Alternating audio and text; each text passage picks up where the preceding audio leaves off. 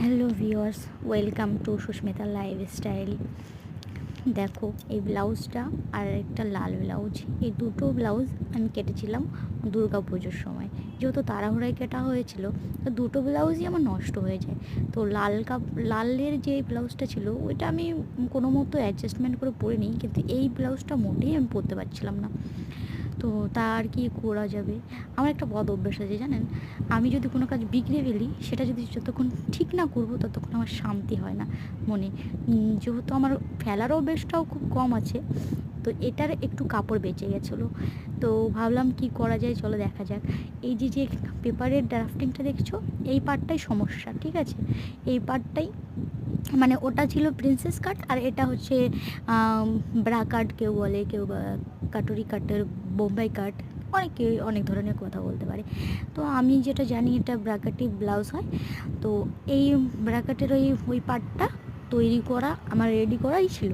আমি যেহেতু নিজের ব্লাউজ নিজেই তৈরি করি, তো আমার ওই পার্টটা যেহেতু কাপড়ের মধ্যে অ্যাডজাস্ট হয়ে গেছিলো, সেই জন্য ভাবলাম চলো বানিয়ে নেওয়া যাক। তারপরে আবার আমি হাফ মিটার লাইলিন কিনে নিয়ে আনি এবং তারপরে ড্রাফটিং করে আবার সব খুলে বিগড়িয়ে আবার সিধা করে সেলাই করি। তো দেখো, একটা বিগড়ানো কাজ সিধা করতে তো টাইম লাগবে। আর এই ভিডিওটা আমার একদিনের ভিডিও না, প্রতিদিন তো বাড়িতে অনেক ধরনের কাজ থাকে, তাই না?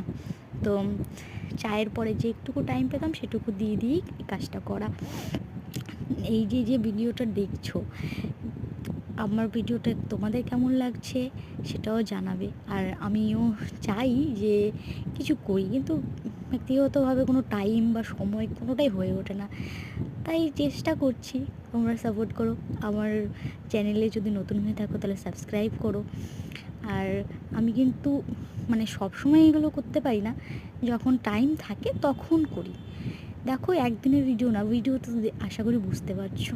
আর একটা সিধা কাজ বিগড়ে আবার সিধা করা অনেক খাটনি। তো প্লিজ লাইক আর শেয়ার কমেন্ট সবাই একটু বলো, আর আমার ভুল হলে কিছু বলে যেও।